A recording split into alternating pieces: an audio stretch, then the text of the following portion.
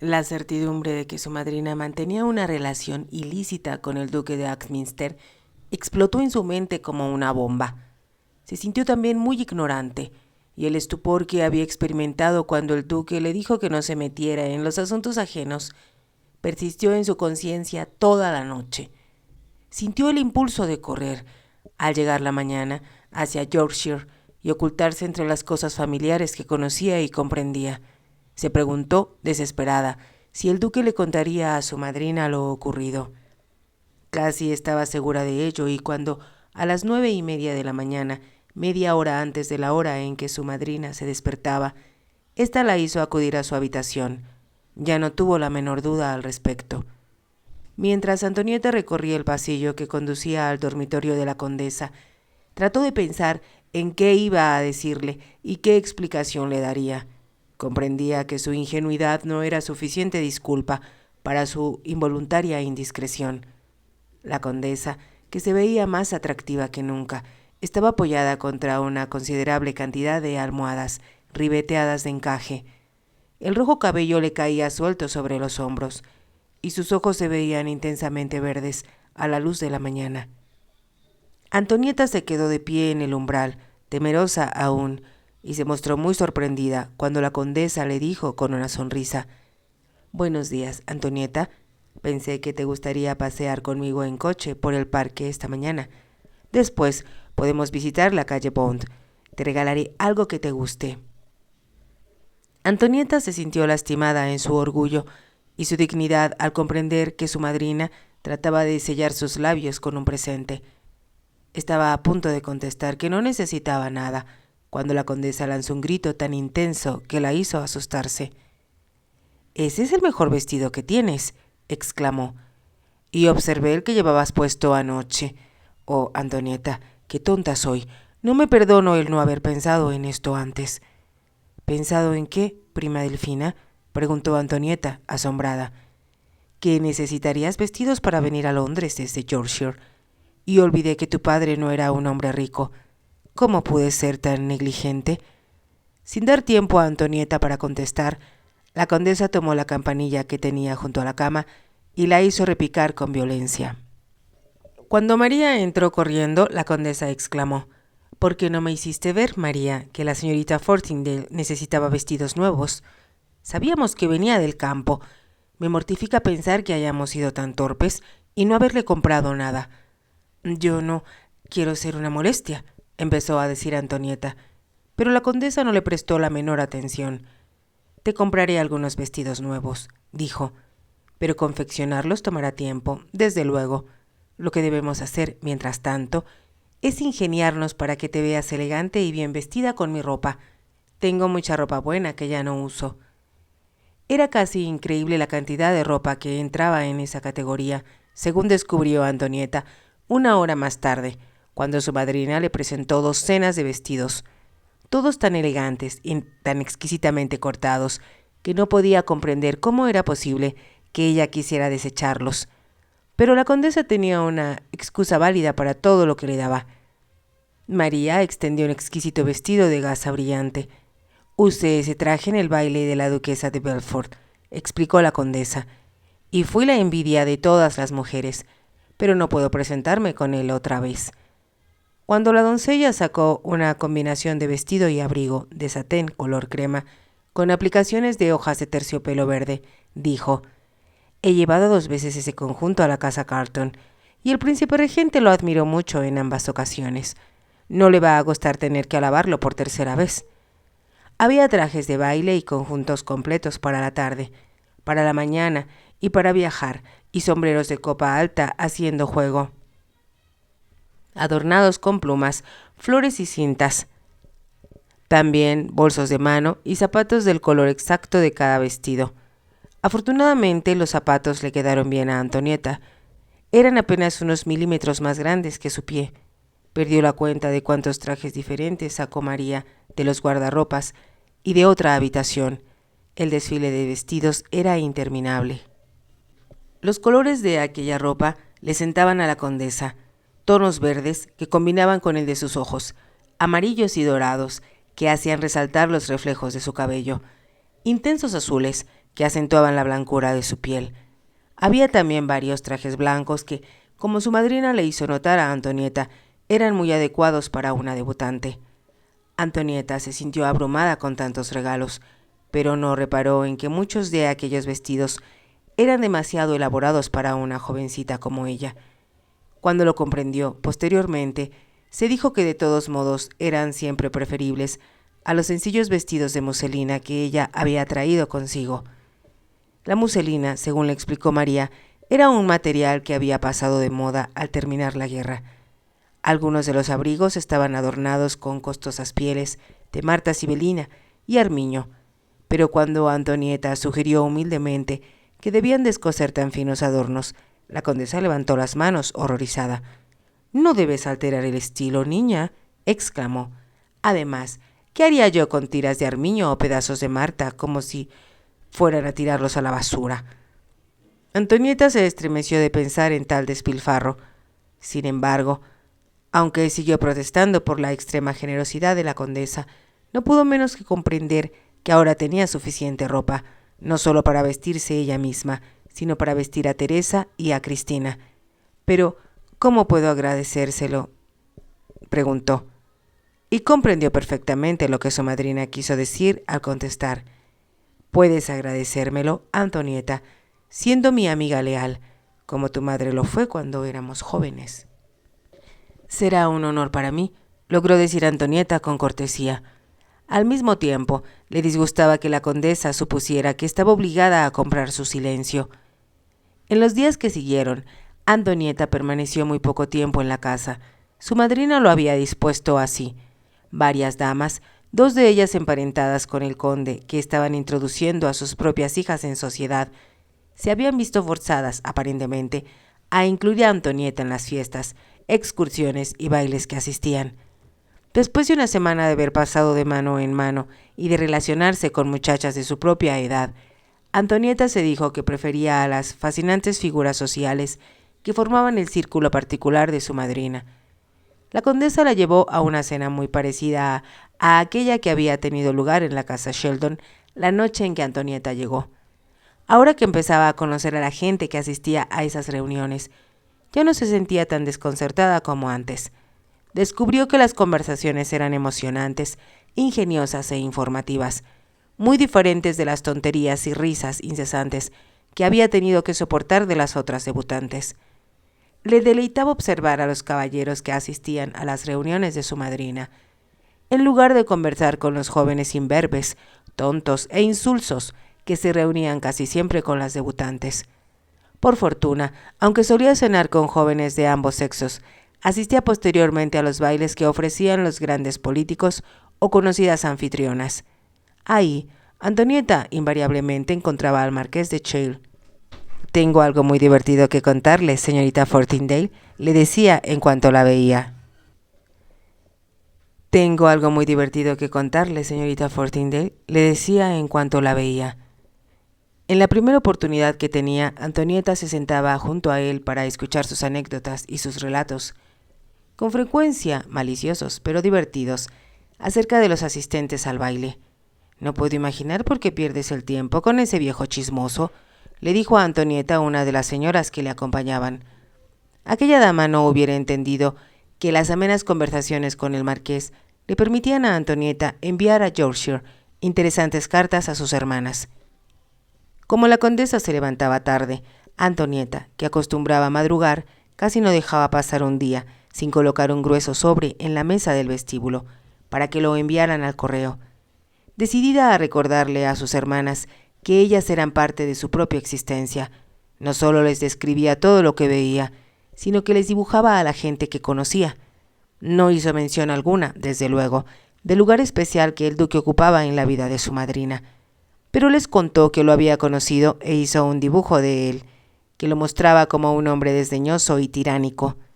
No podía evitar sentirse tímida y tensa cuando se encontraba con él, aunque el duque actuaba con la misma cortés indiferencia que había mostrado desde la primera noche de su llegada.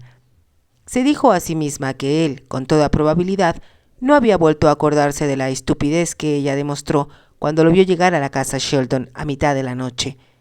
pero no podía sentir antipatía hacia el duque por haberla colocado inadvertidamente en tan humillante posición. Supo que él era mucho más joven que su madrina. En realidad, acababa de cumplir 28 años, pero ello no justificaba el hecho de que se estuviera comportando en forma indigna al enamorar a la esposa de otro hombre y hacerle el amor en la propia casa del marido. No cabía la menor duda de que, como había dicho el marqués, la condesa era una mujer endemoniadamente atractiva. Antonieta observaba con interés las insinuantes miradas que su madrina le dirigía al duque, la manera como lo tocaba con sus suaves y blancas manos, y la forma en que contraía sus labios rojos en un mohín provocativo. No le sorprendía que él se rindiera a tales coqueterías. Su madrina, según se decía, había capturado una verdadera ciudadela, que supo resistir hasta entonces muchos otros ataques. Siempre pensé que Axminster se casaría con la hija del duque de Brockenhurst, escuchó decir a Antonieta a una dama. Eso también pensaba la duquesa, contestó su interlocutora. Pero él fue más astuto que ella. Muchas han tratado de conquistarlo, pero a él solo le atraen las mujeres casadas. Se ha vuelto inseparable de Delfina Sheldon, dijo una de las mujeres con malicia. ¿Te sorprende eso?, contestó la otra. Ella es muy atractiva y tiene razón de aprovechar lo poco que le queda de juventud. Eres demasiado caritativa, querida. En lo personal, me daría mucho gusto ver marchar al duque al altar del brazo de una decidida jovencita. Ha sido una mala influencia en el mundo social, demasiado inquietante y por mucho tiempo. Todos los duques apuestos y ricos lo son, exclamó su amiga riendo. Tendrá que ser una mujer muy lista la que logre echarle la soga al matrimonio, del matrimonio al cuello. A Antonieta le hubiera gustado preguntarle al marqués acerca de él, pero comprendía que ello hubiera significado ser desleal hacia su madrina.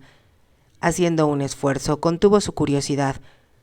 Los dos nuevos vestidos que la condesa había ordenado para ella en la calle Bond eran de color rosa y, por lo tanto, favorecían a Antonieta, pues contrastaban con su cabello.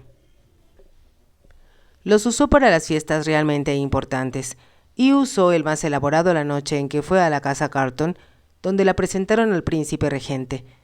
Cuando Antonieta se incorporó después de haberle hecho a su Alteza una profunda reverencia, él le dijo, con ese encanto que lo había hecho famoso, que era bonita, muy bonita realmente, pero que dudaba que pudiera eclipsar a su prima Delfina.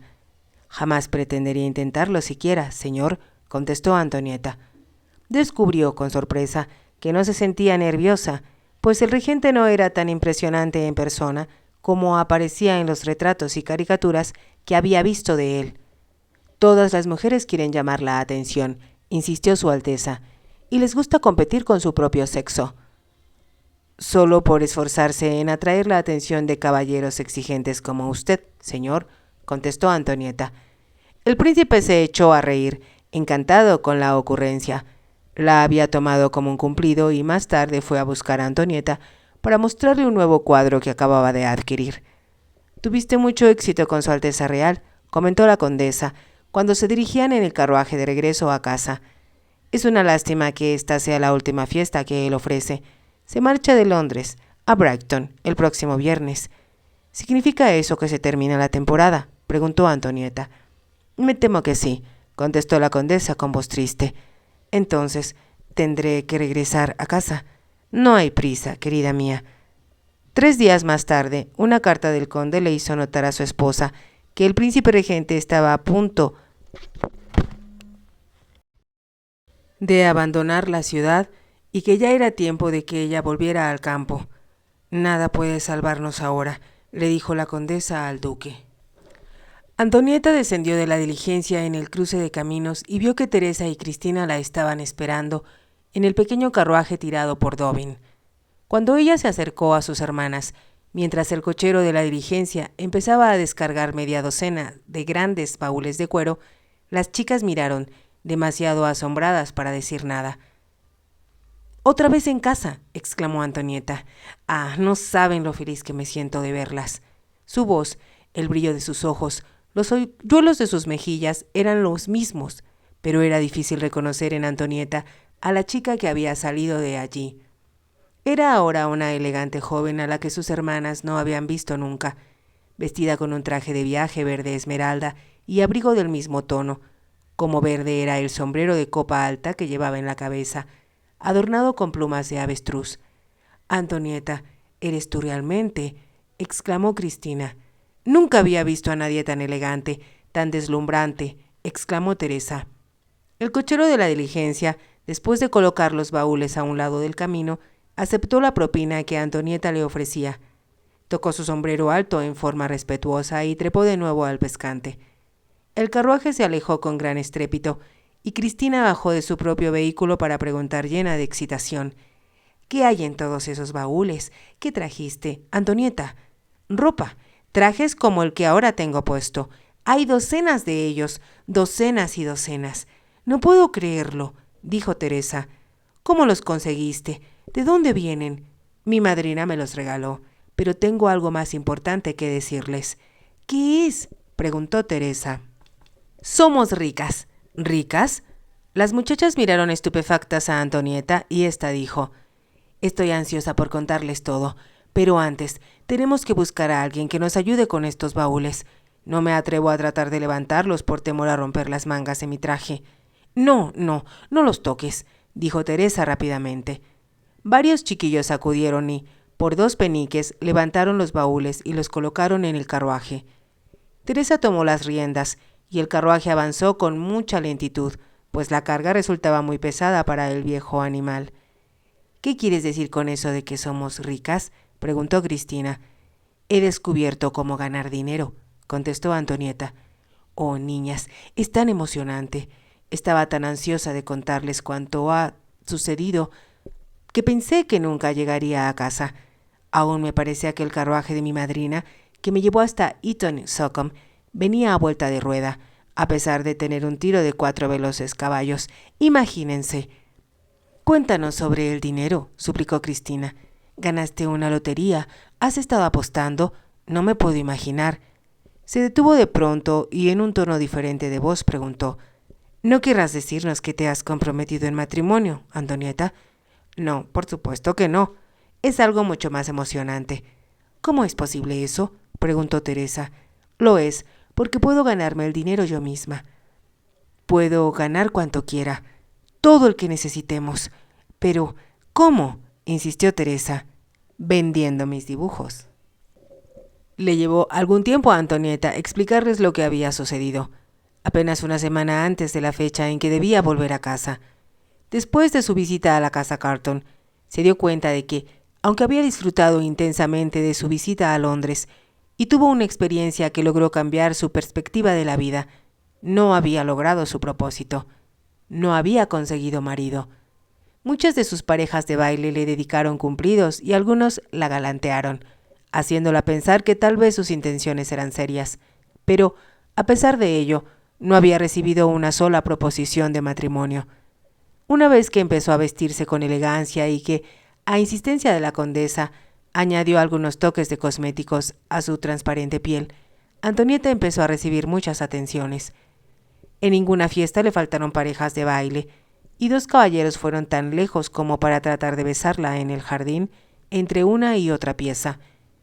Pero aunque le aseguraron que habían perdido el corazón por ella sin remedio, Antonieta supo por su amigo, el marqués de Chale, que las familias de ambos los obligarían a casarse con mujeres ricas que incrementaran el patrimonio familiar. Los hombres que tienen suficiente dinero para escoger esposa son, sin más fortuna que una cara bonita, son ya muy escasos, le había informado el marqués. Además, la mayor parte de ellos, como Axminster, continuó, tienen una idea muy exagerada de su propia importancia. Antonieta no pudo menos que sentirse un poco triste al comprender que, una vez que terminara la temporada, su hora de gloria habría pasado.